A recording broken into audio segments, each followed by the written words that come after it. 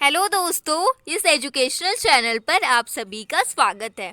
दोस्तों, UP triple S C पेट syllabus में history subject में जो चैप्टर दिया हुआ है हर्षवर्धन से संबंधित जितने भी महत्वपूर्ण प्रश्न आपकी परीक्षा में पूछे जा सकते हैं वो सभी आपको इस वीडियो में मिलेगा। तो आप इस वीडियो को कंप्लीट देखिएगा, तभी आपको इसका फायदा मिलेगा। तो चलिए स्टार्ट करते हैं। दोस्तों, हर्षवर्धन जो थे वो वर्धन वंश से थे। किस वंश से थे? वर्धन वंश से। और वर्धन वंश को ही पुष्यभूति वंश भी कहा जाता है, क्योंकि इसके जो संस्थापक थे उनका नाम था पुष्यभूति, इसीलिए इन्हीं के नाम पर इस वंश का नाम पुष्यभूति वंश भी पड़ा। पुष्यभूति की राजधानी थानेश्वर थी। इसकी राजधानी कहाँ थी? थानेश्वर। वर्धन वंश की स्वतंत्रता का जन्मदाता प्रभाकर वर्धन को माना जाता है। वर्धन वंश की स्वतंत्रता का जन्मदाता माना जाता है प्रभाकर वर्धन को।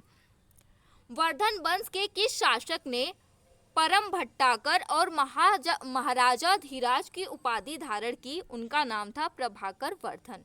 हर्षवर्धन के अग्रज राजवर्धन सेकंड की हत्या किसने की थी?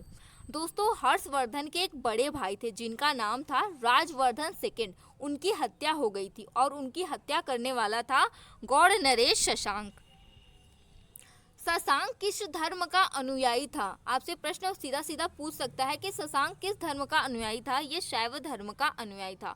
वेरी वेरी मोस्ट इम्पॉर्टेंट लगाइएगा कि बोधि वृक्ष बोध गया में जो है उसको था बोधि वृक्ष, जहाँ पर भगवान बुद्ध को ज्ञान की प्राप्ति हुई थी। हमने गौतम बुद्ध वाले चैप्टर में ये पढ़ा था कि बोधि वृक्ष ज्ञान प्राप्ति के बाद उस वृक्ष को जहाँ पर इनको ज्ञान की प्राप्ति हुई थी भगवान बुद्ध को, उसी को बोधि वृक्ष कहा जाने लगा। उसको किसने कटवा दिया था? उसको कटवाने वाला यही था शशांक। इसी ने उसको कटवा दिया था। क्यों कटवाया था? क्योंकि ये शैव धर्म को मानने वाला था, शैव धर्म का अनुयायी था, इसीलिए उसने उस वृक्ष को कटवा दिया। पुष्यभूति वंश का सबसे प्रतापी राजा बना हर्षवर्धन। इस वंश का सबसे प्रतापी, सबसे महान राजा हर्षवर्धन बना, जिसने शशांक को पराजित किया। हर्षवर्धन ने अपनी राजधानी कन्नौज को बनाया। हर्षवर्धन और पुलकेशिन सेकंड के बीच युद्ध हुआ और वो युद्ध हुआ था नर्मदा नदी के तट पर। कहाँ पर हुआ था? किस नदी के तट पर हुआ था? आपसे प्रश्न पूछा जाता है नर्मदा नदी के तट पर। इस युद्ध में जो हर्षवर्धन है उनकी पराजय हुई और विजयी कौन हुआ? पुलकेशिन सेकंड। चीनी यात्री वेनसांग किसके शासन काल में आया था? दोस्तों, जो चीन का यात्री था वेनसांग, वो भारत आया था। ये तो कई बार रिपीट हो चुका है बहुत सारी परीक्षाओं में कि चीनी यात्री वेनसांग किसके दरबार में भारत आया था? हर्षवर्धन के दरबार में आया था। हर्षवर्धन को किस अन्य नाम से जाना जाता है? दोस्तों, हर्षवर्धन का अलग मतलब कि दूसरा नाम शिलादित्य भी है। इनको शिलादित्य भी कहा जाता है। वेनसांग किस उद्देश्य से भारत आया था? उसका भारत आने का उद्देश्य क्या था? नालंदा विश्वविद्यालय में पढ़ने के उद्देश्य से वह भारत आया था। हर्षवर्धन ने किस वर्ष अपने राजदूत को चीन भेजा? दोस्तों, हर्षवर्धन ने 641 ईस्वी में अपने दूत को चीन भेजा। शुरुआत में जो हर्ष थे वो भगवान शिव और सूर्य के उपासक थे। जो हर्षवर्धन थे वो भगवान शिव और सूर्य के उपासक थे। वेनसांग से मिलने के बाद हर्षवर्धन ने किस धर्म को राज्याश्रय प्रदान किया? बौद्ध धर्म को। कि बौद्ध धर्म के अनुयायी भी थे। हर्षवर्धन किस धर्म के अनुयायी थे? ये बौद्ध धर्म के अनुयायी थे और इन्होंने बौद्ध धर्म को ही राज्याश्रय प्रदान किया। हर्ष ने बौद्ध धर्म की किस शाखा को अपनाया था? दोस्तों, हमने पिछली वीडियो में पढ़ा था कि बौद्ध धर्म की दो शाखाएं प्रचलित थी। एक था हीनयान, दूसरा था महायान। लेकिन हर्षवर्धन जो थे वो महायान शाखा से जुड़े थे। हर्ष का दरबारी कवि कौन था? ये भी प्रश्न कई बार रिपीट हो चुका है। हर्षवर्धन का दरबारी कवि था बाणभट्ट।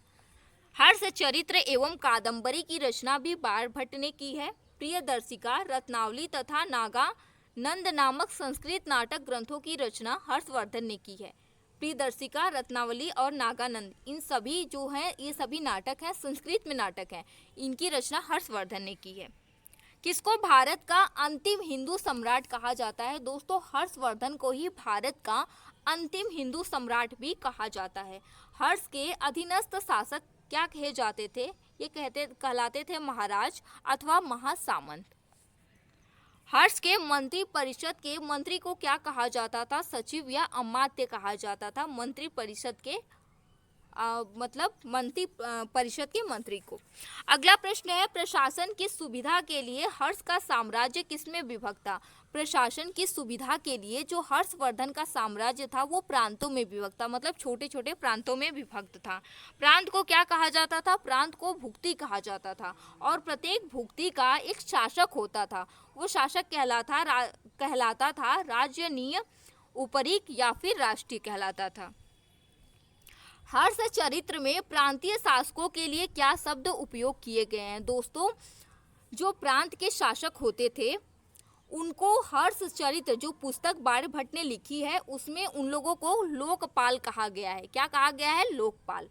भुक्ति का विभाजन किसमें हुआ था? भुक्ति का विभाजन जो है वो जिलों में हुआ था और जिले का जो प्रधान होता था यानी प्रमुख होता था उसको क्या कहा जाता था? दोस्तों, जिले के प्रधान को क्या कहा जाता था? विषयपति कहा जाता था। शासन की सबसे छोटी इकाई ग्राम थी, यानी कि गांव, और जो गांव का प्रधान होता था उसको क्या कहा जाता था? हर्षवर्धन के समय में ग्रामा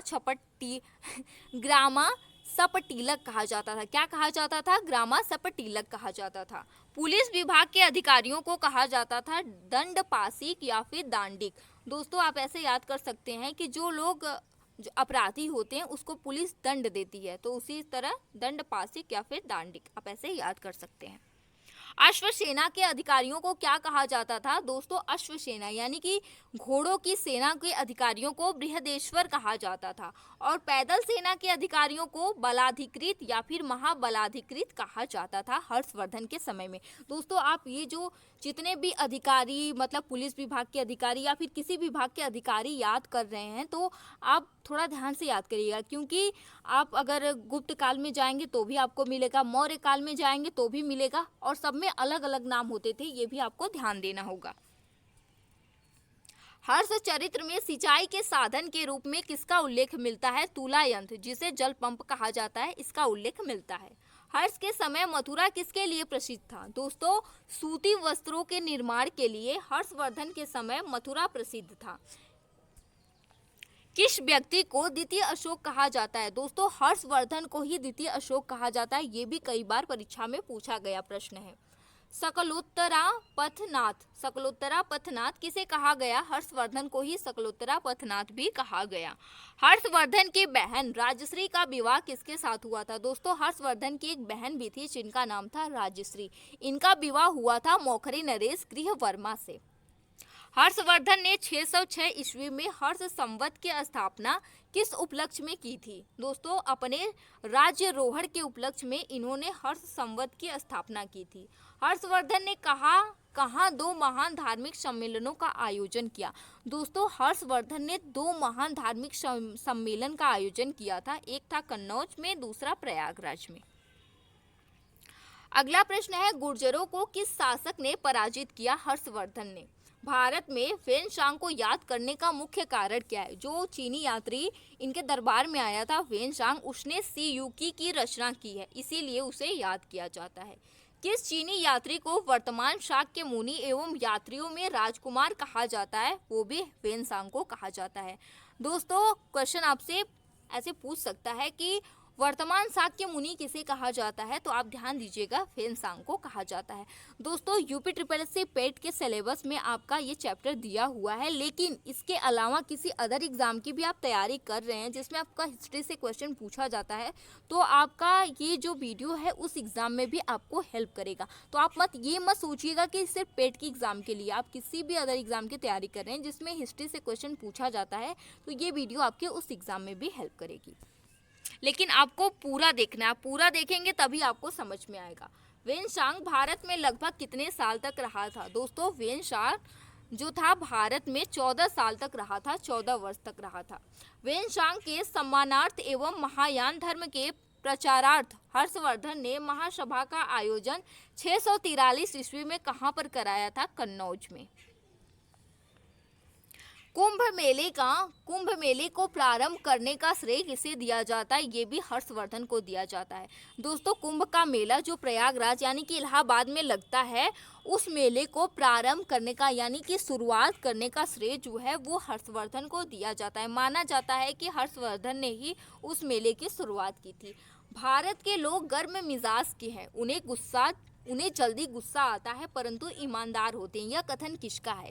यह कथन है फेनसांग का, जो चीन का यात्री था। दोस्तों, ये चीन का यात्री था और इसी ने कहा है कि भारत के लोग तो थोड़ा गर्म मिजाज के होते हैं, उनको गुस्सा तो जल्दी आता है लेकिन वो लोग ईमानदार भी होते हैं। चीन का है बेचारा, इसीलिए इसने भारत वालों को ईमानदार बोला है। ब्राह्मणों को दिया जाने वाला कर मुक्त भूमि अनुदान को हर्षवर्धन के समय में अग्रहार कहा जाता था। दक्षिण भारत के संदर्भ में एरीपत्ती का अर्थ क्या था? दक्षिण भारत के संदर्भ में एरीपत्ती का अर्थ था जलाशय की भूमि।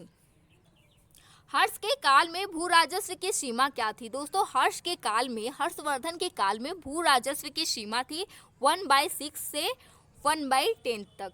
दोस्तों, ये था हर्षवर्धन से संबंधित सभी महत्वपूर्ण प्रश्न जो कि कई बार परीक्षा में पूछे भी गए हैं और आगे भी पूछे जाएंगे। दोस्तों, आप इस वीडियो को अगर कंप्लीट देख लिए तो एक भी क्वेश्चन यहाँ से बाहर नहीं जाएगा, यहीं से क्वेश्चन पूछे जाते हैं। अगर आप लोगों को वीडियो पसंद आया हो तो इसे लाइक शेयर जरूर करिएगा और चैनल पर पहली बार आए हैं तो इसे सब्सक्राइब करके बेल आइकन को भी जरूर प्रेस कर लीजिएगा। Thank you.